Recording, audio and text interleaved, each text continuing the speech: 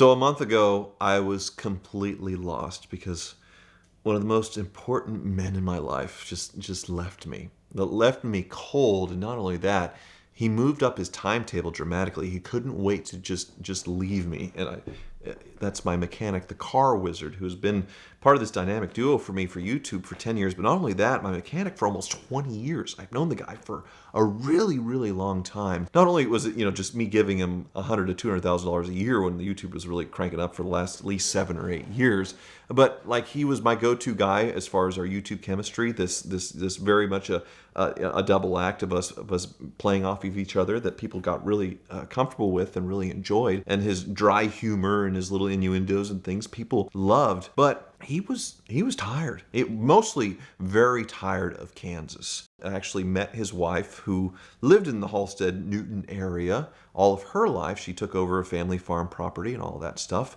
And neither of them were really happy with where they lived.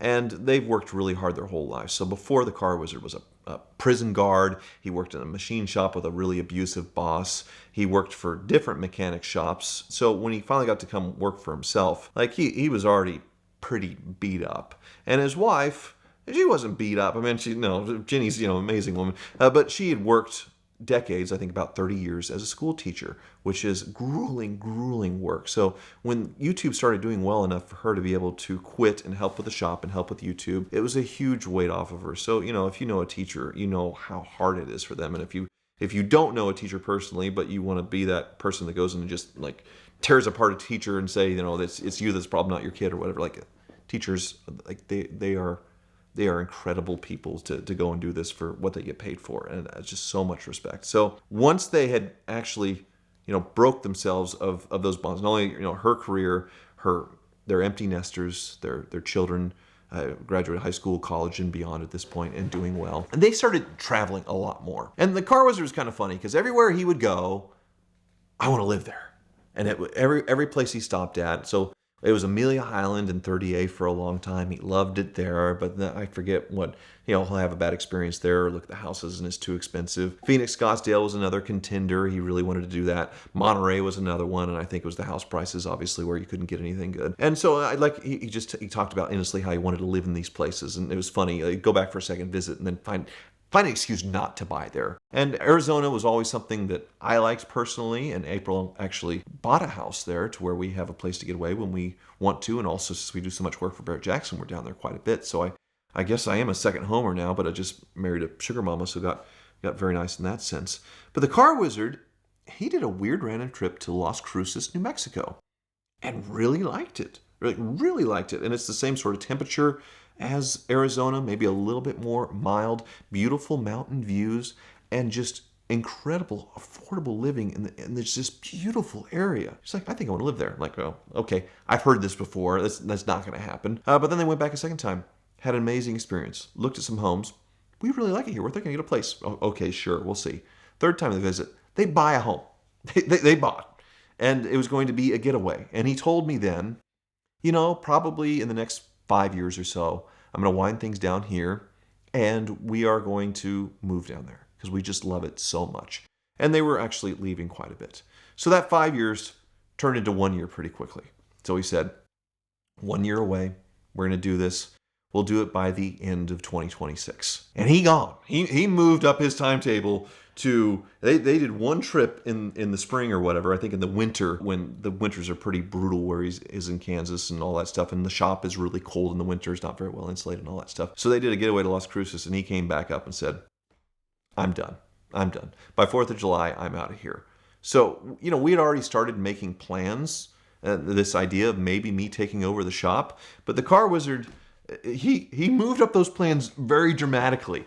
So the key person to these plans was his main mechanic, Daniel, who actually is a transplant from Puerto Rico. But he ended up in Kansas and actually looked up the car wizard from social media because he's a Ferrari tech actually working in the Miami area for many years. But ended up in Kansas, wanted to work in a shop that had Highline cars and Ferraris going through. And so it was a natural, easy hire for Wizard. And he worked there for about 5 years. Very capable, young guy, and he's always worked for the man. Now, the wizard is a great man to work for, but I mean, your whole life, you've never gone on your own and worked for yourself. So it was a very daunting task for Daniel even with me sort of as a partner and obviously someone that would take the hits financially, because it's obviously motivating for me to keep this shop going, this existing Wizard infrastructure. Which at this point, the car wizard, he still does some work on the cars, but he's arthritic. He's focusing more on YouTube, and he's definitely very involved in the repairs and as far as guiding them. But as far as him like being under the hood 8 hours a day, those days are way behind him. So Daniel was doing the bulk of the work on my cars, and very competent, and actually pretty good on camera. So we came up with a plan to make a go of it, and we had to make a plan very, very quickly. So the idea came of a hoopty lot, because I didn't think that I really wanted to have retail customers coming in for repairs, because it's too much like the car wizard and not really what I do for content, which is buying and selling cars. So it made sense for me to go back full circle, because I had a car dealership many years ago. I've told stories of this on VINwiki, and it ended in disaster. But if I had made YouTube videos of all this at the time, it would have been gangbusters. It would have been incredible content of me just being a complete buffoon, buying and selling hopeless, old BMWs and trucks and things like that, and the customers and the weird things that happen there. And I just knew that there was something there, but that's what I decided to do. We would still take some customers here and there, so Daniel can still have his exotic car fixed. So there's existing exotic and Ferrari customers in town that still need their car serviced by him that he can still take. But as far as us taking in people's farm trucks from Newton, Kansas, unless they're a customer of ours, we're probably not going to take that kind of work, because we're going to be focused on getting cars bought and fixed up for the hoopty lot. But there was a big obstacle with this, and that is the sales part of it. So I can buy the cars. I know, how to buy them. I know what to look for. And as far as fixing them and finding parts and everything and helping with that. And obviously Daniel can fix all the cars. And the wizard, very generous when it came to the rent on the building, $3,000 a month for this gigantic building. It was a great deal. We couldn't find anything even close to cheap. Not only that, BenPak was nice enough to keep all the lifts in his shop for us and buy everything new for the car wizard. Not only that, everything the wizard took to Las Cruces, BenPak was nice enough to replace for us. So as far as the AC machine, a lot of the equipment, and even provided us with a tire machine, a balancer, and a mounter, all that stuff, which the car wizard didn't want to mess with before, to where we can replace tires on these used cars very quickly. So we're all set up. The big part that was missing was the sales aspect of it. And that's where I knew Daniel cannot be the guy fixing the cars in the back, and every time a customer shows up or messages on Facebook Marketplace or sees something in one of my videos and wants to buy it, be the point guy for that. He would never get anything done. Nor could I do it either, as far as make me publicly accessible, because at this point, YouTubers, it's weird because you're not really a celebrity, but also there's a lot of people that follow you that would talk your ear off. And not that I'm a good-looking guy, but when I was younger, when I was much more twinkish, I had some weirdos that were going after me, and so I probably can't be the guy with a phone number that you called to sell a car. Nor also, I was terrible at it. So that was one thing that I needed to solve. And there was only one person in my head that I thought is perfect for the hoopty lot to deal with nice cars with high-end people buying them, and also hoopties. And that is Gail Ball, who I have told VINwiki stories before about, and she actually came here and told some stories, some very interesting stories that I didn't know, thanks to Ed helping out with some whiskey. Apparently, she really told some interesting things about going an extra mile for customers and shaving some things. She is an incredible person and a selling machine. If she doesn't sell a car a day, she gets like a crackhead, like she needs to sell a car. And it is the drive and that motivation exactly what I needed. But I wanted to make sure that Daniel meshed with her first, because those are the two that are going to be working together day to day. So I asked the car wizard, he's still operating. I said, hey, is it all right that if I borrow your office and we have Gail up and Daniel sits down with this person and see if they mesh? And the wizard's like, okay, you can use my office. That's fine.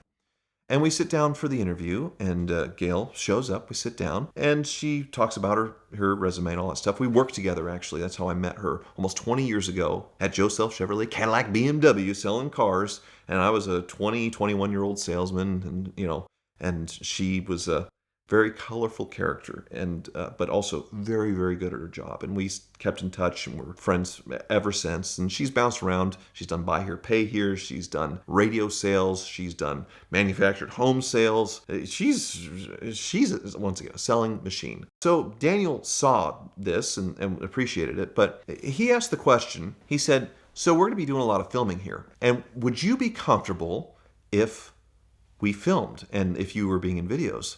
And she said, oh yeah, I'm comfortable. I went and did VINwiki, which he didn't know about. And I started laughing and said, oh yeah, she did definitely tell the VINwiki story. And she proceeded to tell Daniel the entire story of getting drunk with Ed and over sharing on one particular story about shaving someone's area that bought a Cadillac Escalade to get free movie tickets and things and all that stuff. Anyway, he's just kind of taken aback by this.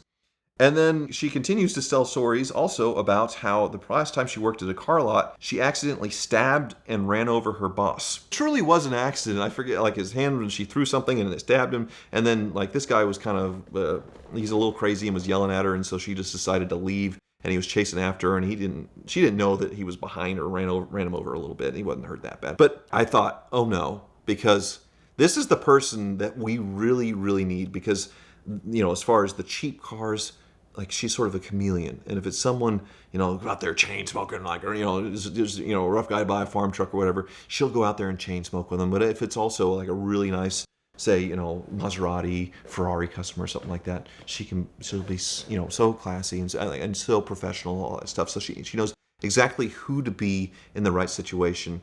And I was so nervous what Daniel was going to say, and he said, "That is exactly the person we need for the Hoopty lot." So she was just ending her job at the radio, sales and all that stuff. They were layoffs because obviously radio is going in the toilet, so the timing was perfect. All the pieces were in place for the Hoopty lot.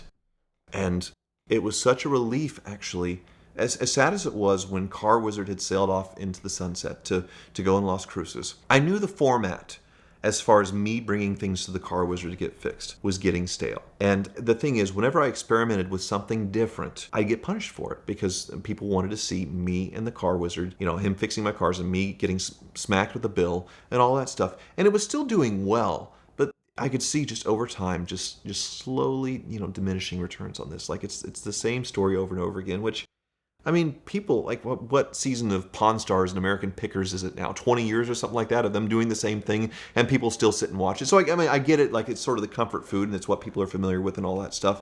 But as far as me creatively, it was time for a change because I guess myself probably was feeling a little stale. And the Car Wizard, obviously, he was ready to go. As taken aback as I was for him moving up the timetable dramatically, it was time. It was definitely, there were tears as far as we filmed the video, and I showed a bunch of clips of us over the years and all that stuff. And there was a hug and all this stuff at the end, but then afterwards there were tears and some, it was very poignant as far as the ending moment and all that stuff. And we also filmed a video with him and everything. It's not a total goodbye with the Car Wizard because his daughters still live in Kansas. He's gonna come visit. Also, he needs to sell his house in Newton. 10 years of Hoovie's Garage is also coming up, so sometime in the fall when he comes back, probably we'll do a 10-year anniversary type thing, and they'll be reading there. And I think at some point I gotta buy a car in Las Cruces or El Paso, which is nearby, and have him do the inspection and all that stuff, and like try and road trip it back or whatever. So there's ideas, and there'll still be collaborations, and maybe I'll have him video chat in for stuff like that. So it's not like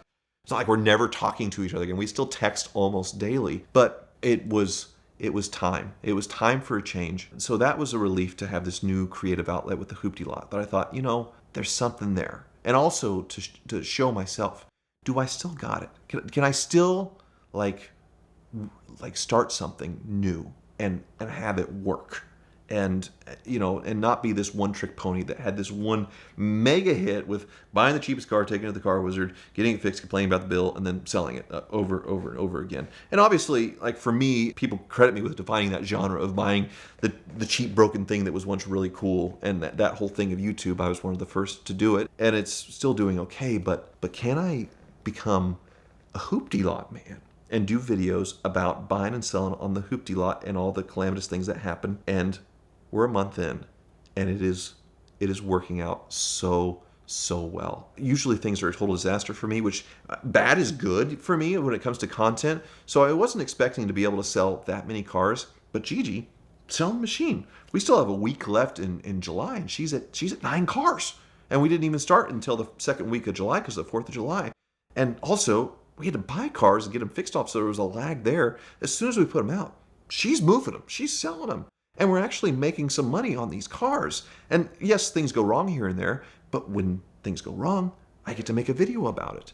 And not everything is on Hoovie's Garage. Hoovie's Garage will sort of have broad updates of big things that happen, but I decided to reformat my old podcast channel into the Hoopty Lot channel, and we posted videos on there, and the average is right now 200,000 views per video, posting twice a week, which is unbelievable for a channel that had 30,000 subscribers a couple of weeks ago. It's gonna be over 100,000 subscribers really quickly, and people just love the content. And Daniel, as far as a presence and a presenter, has come alive. His personality is showing through. He's very quick with the digs and perfect at roasting me for buying a stupid car or doing something stupid as far as driving it up and like all these things. Like, why did you do that? Like, it is the back and forth is already getting close to where we are with the Wizard as far as that comfort and things. And I am so happy to have a new creative outlet and also a business that might actually be somewhat successful. And also my YouTube has a whole new life to it. So the Wizard leaving, I thought it was going to be earth-shattering, like maybe career ending for me in the near future, but obviously so grateful for him and everything that he's done. But he knew when to bow out. I miss him every day, but things are obviously working out.